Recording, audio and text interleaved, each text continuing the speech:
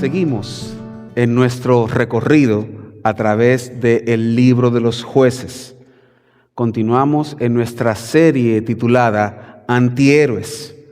En la entrega anterior vimos una victoria corrompida, en donde Israel inicia con mucho éxito, pero al final cede ante el pecado y no arroja a los pueblos que tenía que arrojar de las tierras, lo que tuvo como consecuencia que ellos olvidaran a Dios.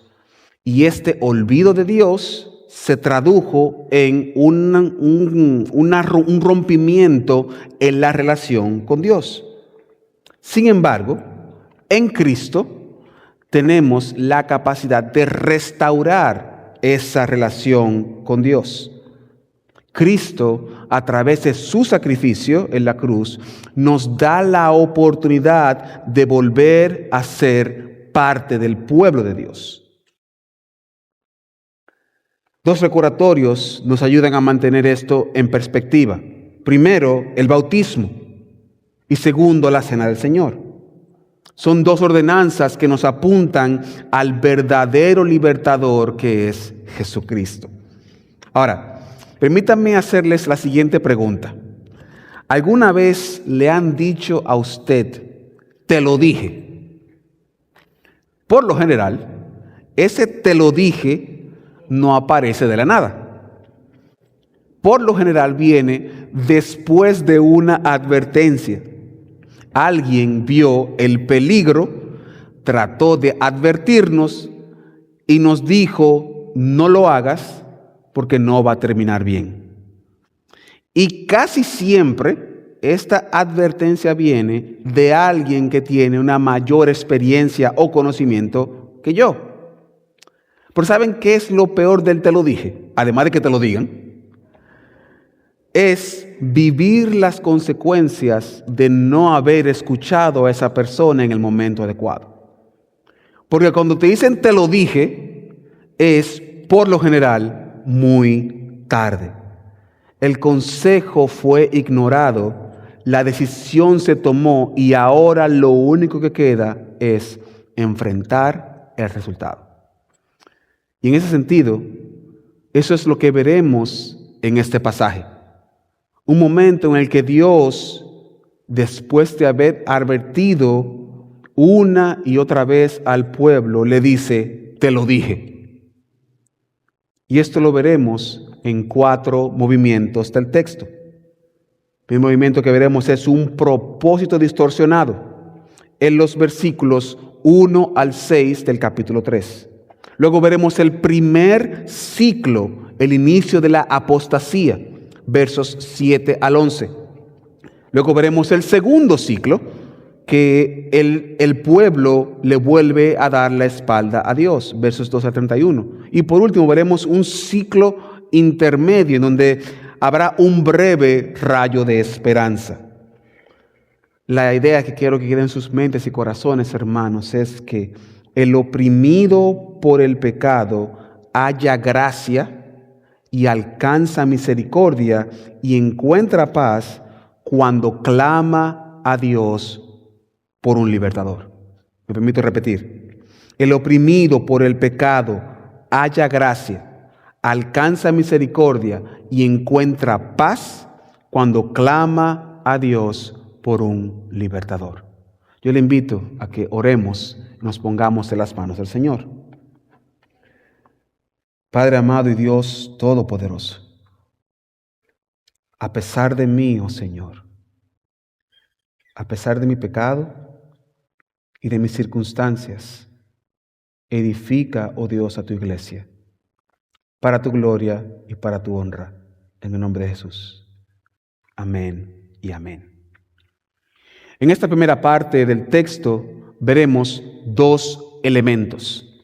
Primero, este texto sirve como puente cerrando una sección en el capítulo 2 y abriendo una nueva realidad en el capítulo 3.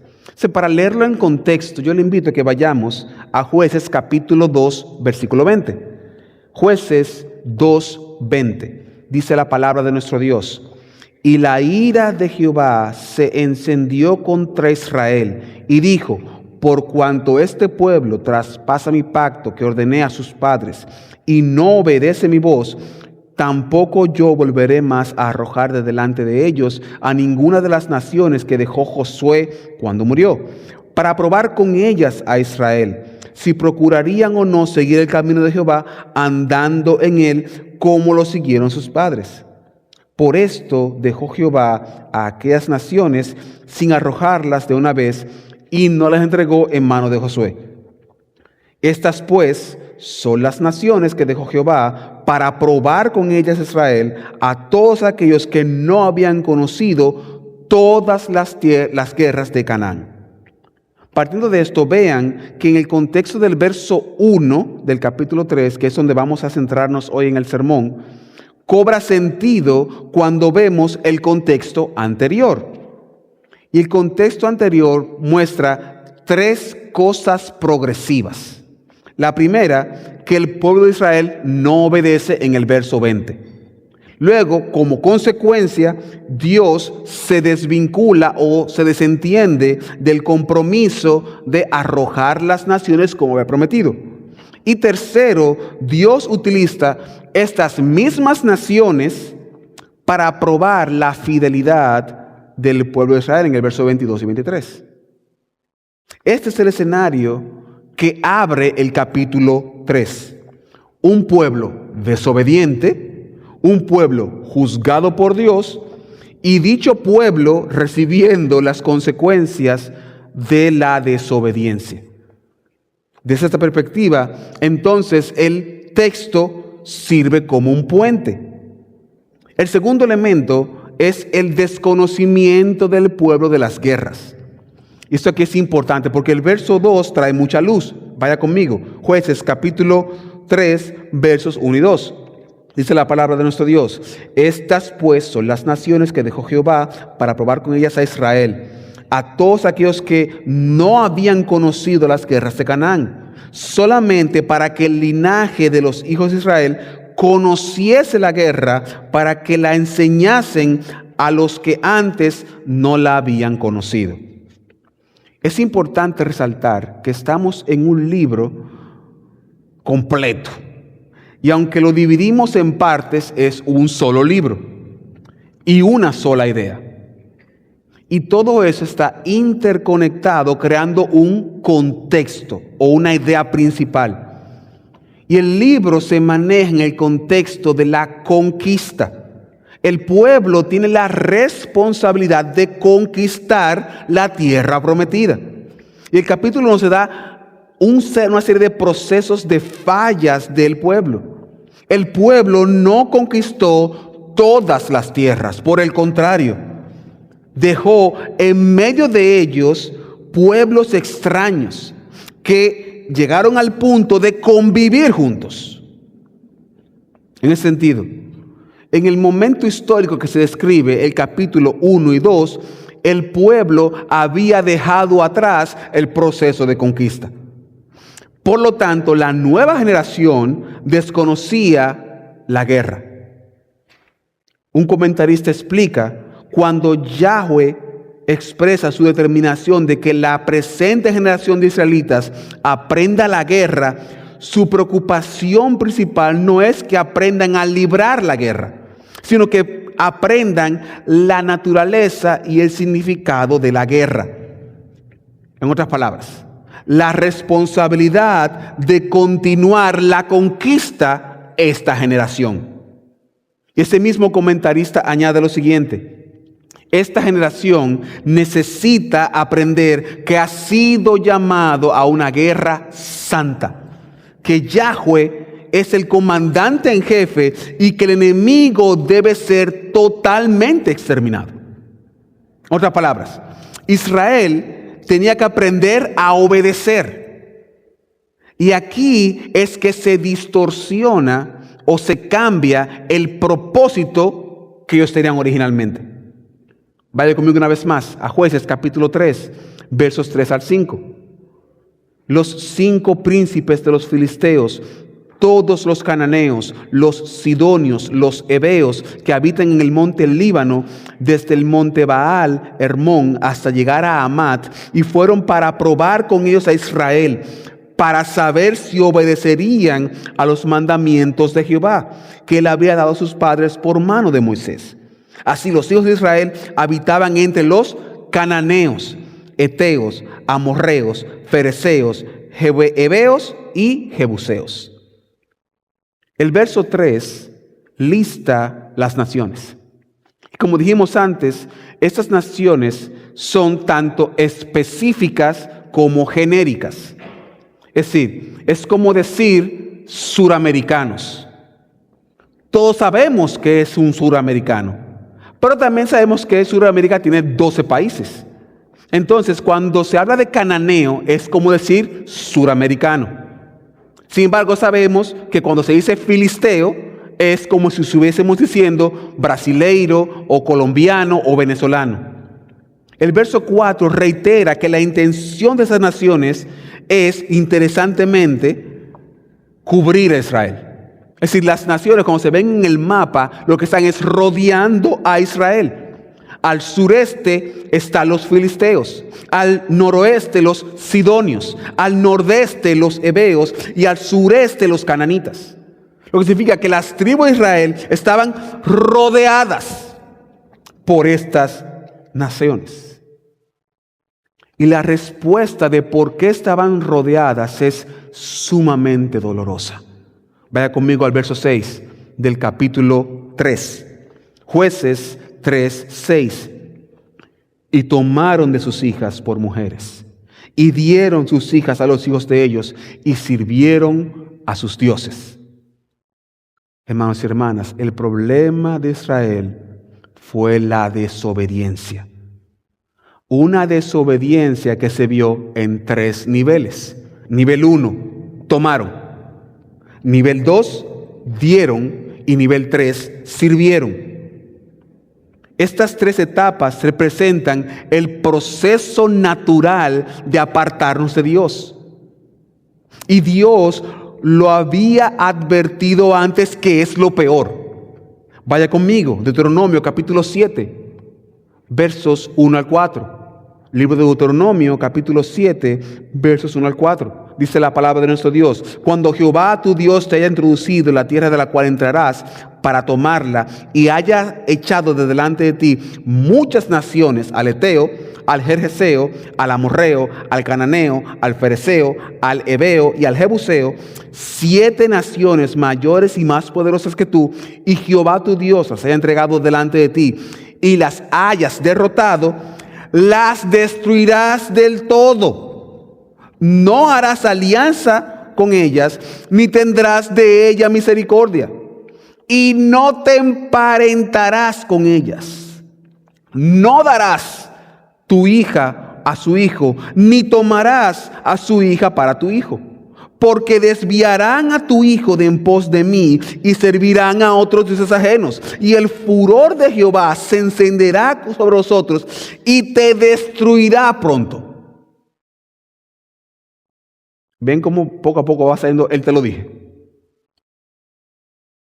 Es válido aclarar que Dios no está promoviendo una cosa que se conoce como endogamia. La endogamia es cuando nos casamos entre primos, entre familiares. No está diciendo que porque llega un punto donde si nos casamos todo aquí, va a llegar un punto donde no todos vamos a ser familia de algún punto X. No es eso que está promoviendo. De hecho, la endogamia ha traído problemas a imperios, como es el imperio de Habsburgo, que se extinguieron porque había esta idea de que los príncipes debían casarse con otras princesas, y cuando no había, se casaban con sus primos para entonces tener una sola línea especial de reyes. Y eso lo que trae son problemas. De hecho, en la actualidad, los bancos de esperma llevan un registro para evitar eso. Porque en la medida en que haya genes similares entre 2 personas, se pasan más fácil las deficiencias. Y Dios no está promoviendo esto, porque esto es dañino para el pueblo. De hecho, hay casos muy importantes dentro del pueblo de Israel de mujeres que fueron extranjeras y fueron parte del pueblo, como es el caso de Rahab, que no era del pueblo, y no solamente era del pueblo, igual que Ruth tampoco era del pueblo, y por el contrario Jesús viene por ahí. Es decir, el problema no es casarse con extranjeras, porque hay un proceso para casarse con la extranjera. El problema estaba en la mezcla que tiene que ver más que todo con cultura y costumbre. Por ejemplo, eso es algo que vemos en nuestra propia iglesia. Aquí hay matrimonios de diferentes naciones, donde una de las partes viene donde se hace salsa picosa, por ejemplo, y el otro no, usualmente la hembrita y el varoncito, ¿verdad? Y por lo general, mire mi hermano, ese hombre, esa mujer va a caer comiendo picoso. Y tenemos ejemplos, varios aquí, de que llega un punto tal en que es el esposo que dice, no, cocíname picoso a mí. Es decir, el esposo nunca ha comido picoso en su vida, se casa, no vean a nadie por ahí, no vean a nadie por ahí. Se casa y ahora él tiene una tolerancia mayor, Dios bendiga a mi hermano Arnold, a la comida picosa que ella. Entonces imagínense eso solamente con comida. ¿Qué pasará más adelante?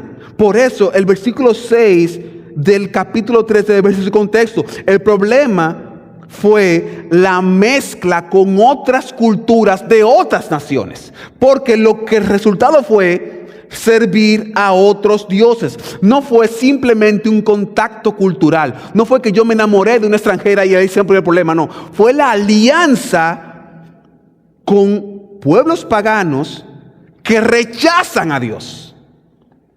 Y ahí es que se ve la gran diferencia entre Rahab y Ruth, que tanto Ruth como Rahab reconocieron a Jehová como Dios.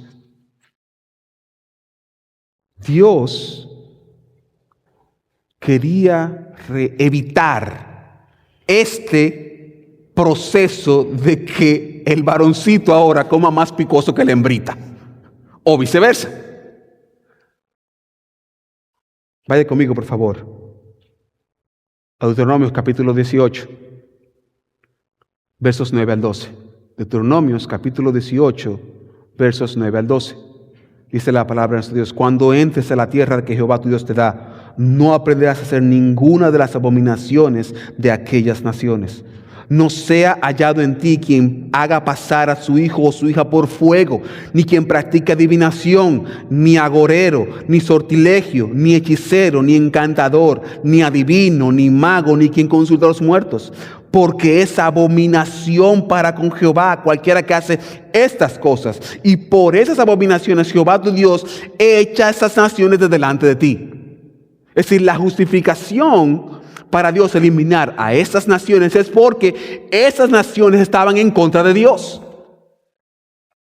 Es decir, Dios no está eliminando a esas naciones por amor al arte. Él tiene un propósito específico. Y el pueblo de Israel fue el instrumento que Dios utilizó para traer juicio a esas naciones. Entonces, imagine que Israel estaba casando sus hijos y sus hijas con adivinas y adivinos, encantadores y encantadoras, y hacían sacrificios a dioses con sus hijos. Esta era una mezcla incompatible, porque ellos recibirían la influencia de esas naciones. Igual ocurre hoy. Hoy nos casamos o nos mezclamos con el pecado, que nos hace aceptar prácticas contrarias a Dios. Por ejemplo, en el contexto de fe, hay grupos que apoyan el aborto. Y empiezan con este proceso. Primero deshumanizan al bebé, diciendo es un producto, es un cigoto, es un conjunto de células. Luego se exalta el sufrimiento de esta pobre mujer, algo que evidentemente es horrible, no quiero desmeritar eso. Pero el argumento es, no es un ser humano, ella ha sufrido. Y como no es un ser humano y ella ha sufrido, lo más lógico es eliminar a este producto. Pero noten que todo comenzó con la idea, no es un ser humano. Y poco a poco se va metiendo esa idea, no, pero que no es un ser humano, no es un ser humano. Y cuando ya llega a nosotros, apoyamos ese tipo de cosas. Igual hizo el pueblo de Israel. Empezó con una idea pequeña y luego fue creciendo. El pueblo de Israel, como vimos en el sermón anterior, no arrojó las naciones, sino que por el contrario, las hizo tributarias. Es decir, le sacó ventaja al pecado. Sin embargo, hoy tenemos movimientos cristianos y ciertas iglesias que apoyan la elección, que apoyan el asesinato de bebés. ¿Por qué? Se mezclaron. Y en este contexto, mezclarse tiene que ver con ideologías del mundo. En otras palabras, aunque se aplica al matrimonio en el contexto inmediato de Israel, y evidentemente un creyente no debería casarse con una no creyente, el tema va más allá. Porque la apostasía, que es dar la espalda a Dios, viene cuando tomamos valores del mundo, cuando damos nuestros valores y cuando servimos a sus valores. Tomar, dar y servir. Este es el proceso que tomamos nosotros mismos. Tomamos de ellos, damos lo nuestro y servimos a sus dioses. Exactamente igual a Israel. Tomaron sus hijas, dieron sus hijos y sirvieron a sus dioses. Y eso es lo que da paso entonces al primer ciclo de apostasía. Los ciclos de apostasía tienen dos características. Es una espiral descendiente del pecado de Israel, en donde la apostasía se ve, Israel cae, pide perdón y viene a Cristo, y viene a Dios. Y al mismo tiempo se da una espiral ascendente de gracia, donde Dios juzga al pueblo y lo libera. Y en esa dinámica se va a dar los 7 ciclos. El pueblo peca, se arrepiente, el pueblo peca, Dios juzga, se arrepiente y lo libera. Peca, juicio, arrepentimiento y liberación. Y lo primero que se ve es el pecado. Vaya conmigo, el verso 7. Hicieron pues los hijos de Israel lo malo ante los ojos de Jehová, y olvidaron a Jehová su Dios, y sirvieron a los Baales y a las imágenes de acera. Eso es importante aquí, porque hacer lo malo ante los ojos de Dios es conectado con el verso 6, que es tomar, dar y servir. Sin embargo, el énfasis del escritor aquí es tratar que todo pasó por mezclarse en matrimonio y olvidar a Dios y servir a los Baales y las imágenes de acera. Y lo doloroso es que a partir de este momento, tanto Baal como Acera van a estar presentes en toda la historia de Israel. Es decir, a partir de aquí llega un punto en donde Israel llegó a introducir, escúcheme bien, imágenes de 2 dioses en el templo de Jerusalén. Segundo libro de Crónicas, capítulo 3, versos 1 al 6. De 12 años era Manasés cuando comenzó a reinar, y 55 años reinó en Jerusalén. Pero hizo lo malo ante los ojos de Jehová, conforme a las abominaciones de las naciones que Jehová había echado delante de los hijos de Israel.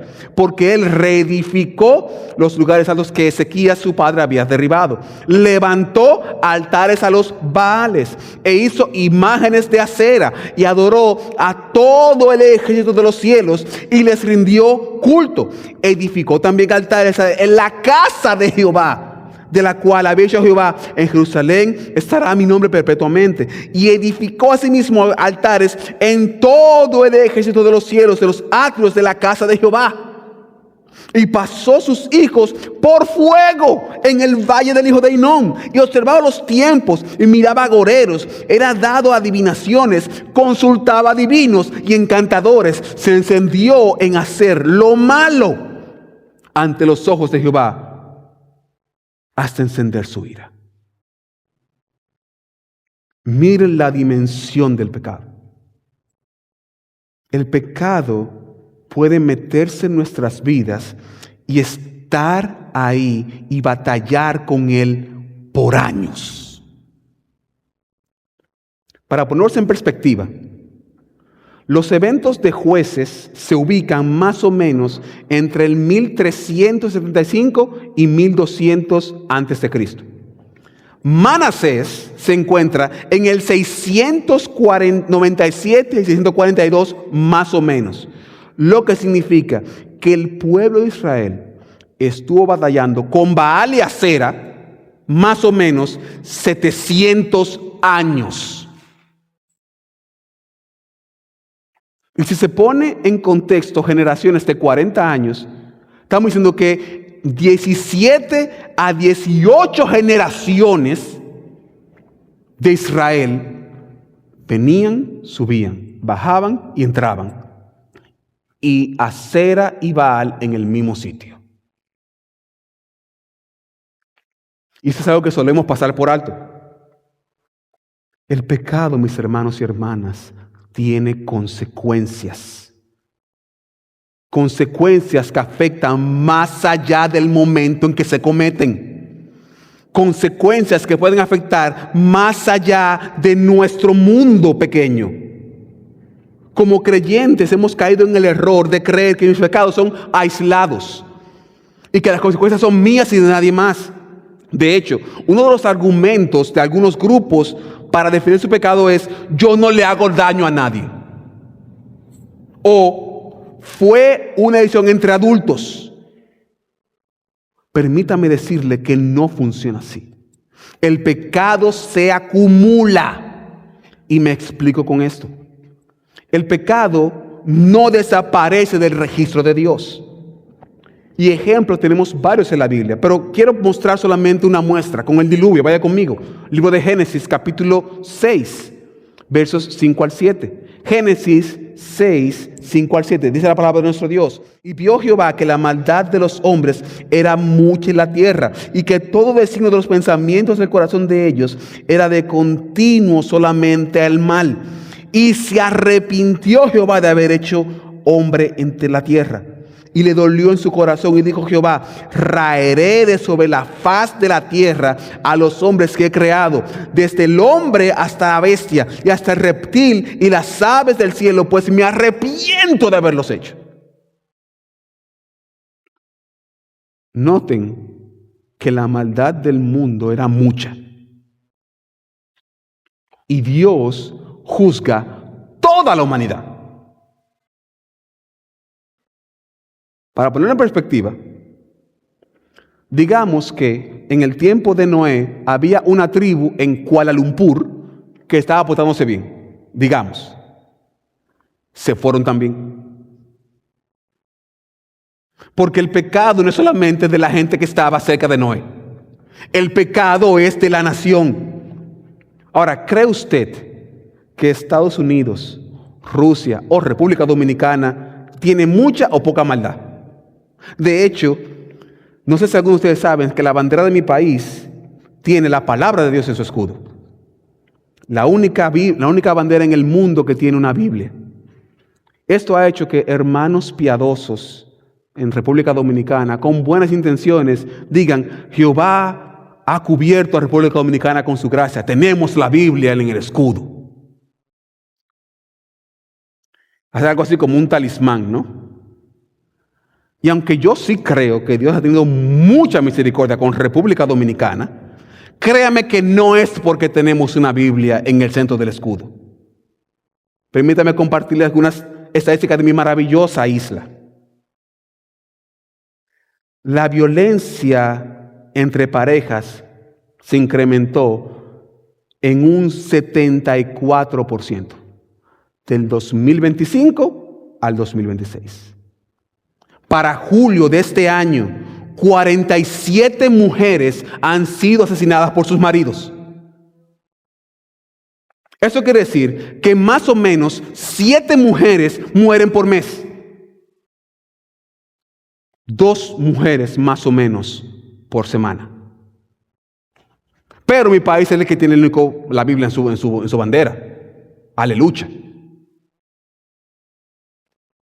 Pero déjeme darle otro dato. República Dominicana no solo es el país con más accidentes de tránsito de América Latina, sino que lidera en el ámbito mundial, oscilando entre el primer y segundo lugar, con una tasa nacional estimada de 20.02 muertes por cada 100,000 habitantes, de acuerdo a la Oficina de Estadística. Es decir, mi país tiene 11 millones de personas. Póngale, quítale ahí el menudo. Y en mi país hay más accidentes que en China.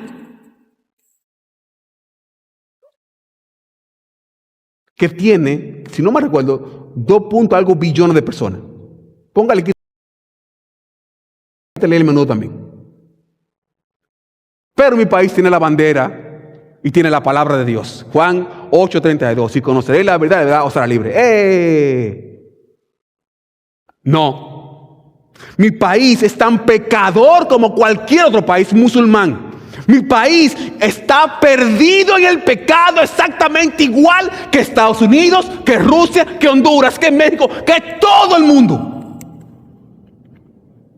Tener un talismán en la bandera, maravilloso, genial. Son pecadores que se van al infierno si no vienen a Cristo. Hermanos y hermanas, el pecado se acumula. Y es como que va subiendo ante la presencia de nuestro Dios. Y cuando Dios se molesta, usualmente trae diluvio. Y aunque Él prometió que no va a hacer otra vez esto, créanme que lo que viene después tampoco, ojalá fuese un diluvio lo que venga después.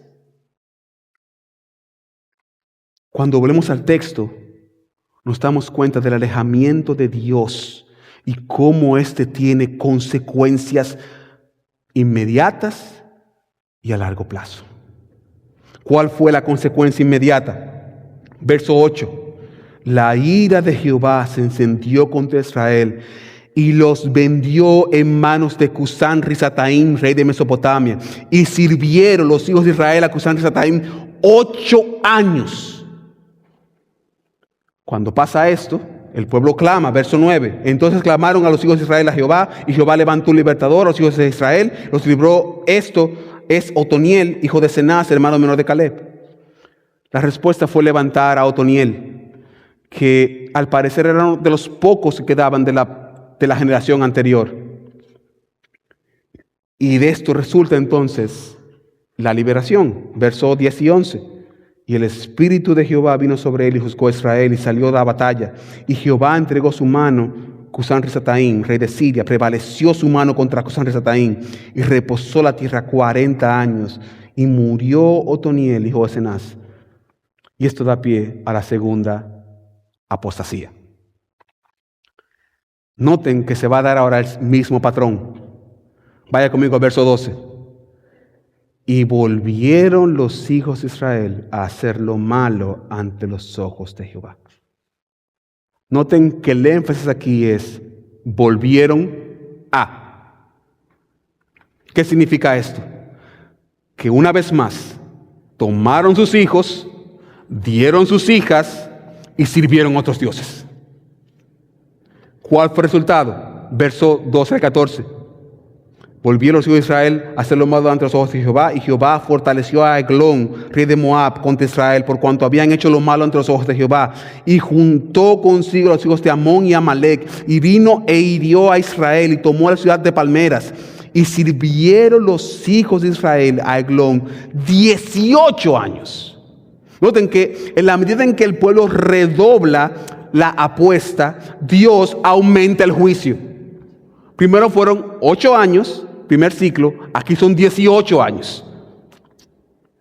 Y pasa lo mismo, el pueblo clama, verso 15, y clamaron los hijos de Israel a Jehová. Y Dios responde, Jehová levantó el libertador a Ahod, hijo de Gera, benjamita, el cual era zurdo. Por el contexto parece ser que estamos hablando de la tribu de Benjamín. Y por un tema de tiempo, no voy a leer todo el contexto porque es bastante largo, pero de manera general ustedes recuerdan que Ahod hizo algún tipo de estrategia en donde fue y mató al rey, le entró un puñal o una espada corta a un hombre grueso. Imagínense la grosura que tenía Eglón, y cuando lo entra muere. Y el verso 28 al 30 dice lo siguiente. Entonces, luego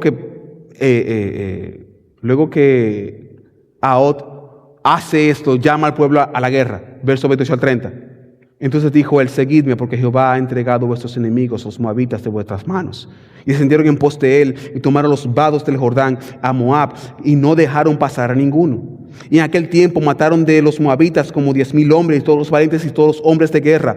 No escapó ninguno. Así fue subyugado Moab aquel día bajo la mano de Israel, y reposó la tierra 80 años.